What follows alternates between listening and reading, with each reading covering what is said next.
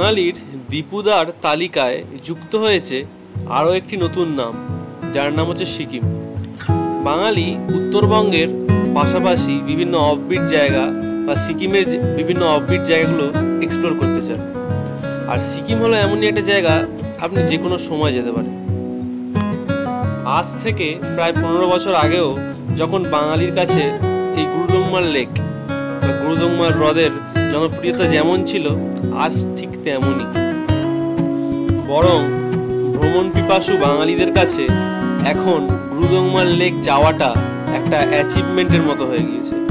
অনেকের একটা dream place থাকে না, যেমন কেদারনাথ, কারোর মসৌরি, কারোর দার্জিলিং, কারোর কাশ্মীর। তো গুরুডংমার লেকটাও একটা অ্যাচিভমেন্ট বা একটা ড্রিম প্লেসের মতো হয়ে গিয়েছে বাঙালিদের কাছে। যতই হোক, ভারত তথা বিশ্বের যে উচ্চতম হ্রদগুলো আছে না, তার মধ্যে এটি একটি হচ্ছে গুরুডংমার লেক। সিকিমের মাঙ্গান জেলায় তিব্বত ও চীন সীমান্তের খুবই কাছে প্রায় 17,800 ফুট উচ্চতায় অবস্থিত এই গুরুডংমার লেক। সিকিমের পাহাড়ি গ্রাম লাচেনে এক রাত কাটিয়েই পরের দিন ভোর ভোর সকালেই বেরিয়ে যেতে হয় এই গুরুডংমার লেকের উদ্দেশ্যে রওনা দেওয়ার জন্য। লাচেন থেকে 4 থেকে 5 ঘন্টা লাগে এই লেকে পৌঁছাতে। লেকে পৌঁছানোর সময় বা লেকে পৌঁছে আপনি অক্সিজেনের অভাব অবশ্যই বোধ করতে পারেন, আর শ্বাসকষ্ট হতে পারে, কিন্তু লেকের নৈসর্গিক সৌন্দর্য দেখে আপনার মুহূর্তের মধ্যে আপনার সব কষ্ট দূর হয়ে যাবে।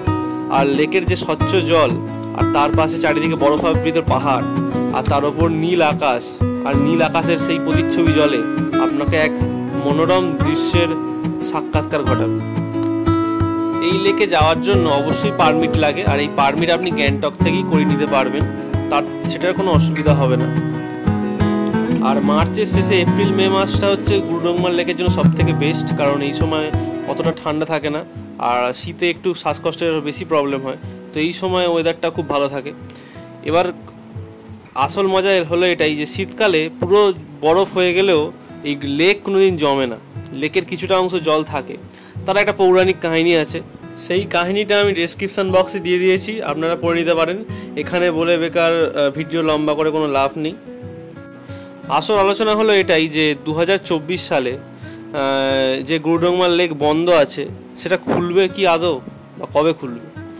2024 সালে 21শে মে আমরা সিকিম প্রশাসনের কাছ থেকে একটা নোটিশ পেয়েছি, যে নোটিশে এরমই বলা হয়েছে, সেই সম্পর্কে সিকিম প্রশাসন জানিয়েছে যে গুরুডংমার লেকে যে ভয়াবহ ডিজাস্টার যেটা হয়েছিল, বন্যা, তো যার জন্য রাস্তার অবস্থা এতটাই খারাপ হয়ে গিয়েছে, তো সেই লেকে যাওয়া সম্ভব নয়।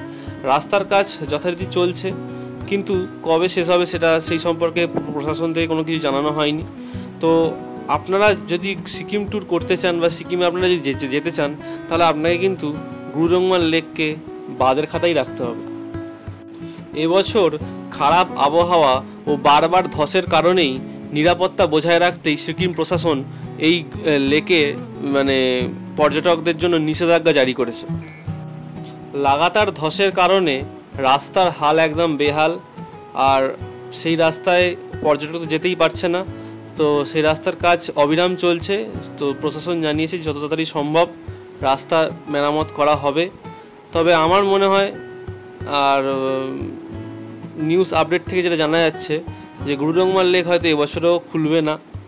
আশা করছি পরের বছর বা পুজোর সময় যদি হয়, সেপ্টেম্বর অক্টোবর মাসেও হয়তো খুলতে পারে এই লেক।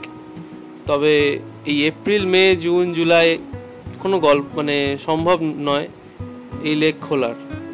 তো আপনারা যারা সিকিম ট্যুর করছেন, এরা একটু খবর নিয়ে, একটু আপডেট নিয়ে যাবেন।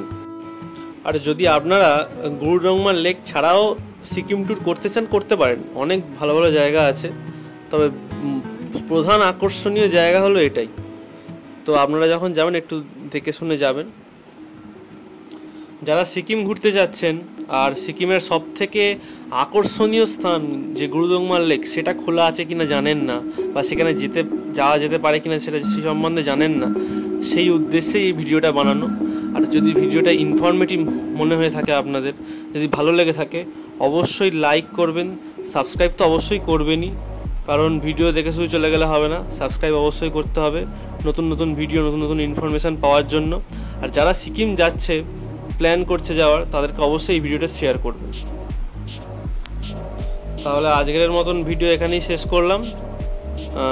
আবার দেখা হবে অন্য একটা ভিডিওতে। তো আপনারা অবশ্যই ভালো থাকবেন, সুস্থ থাকবেন। Bye bye, tata.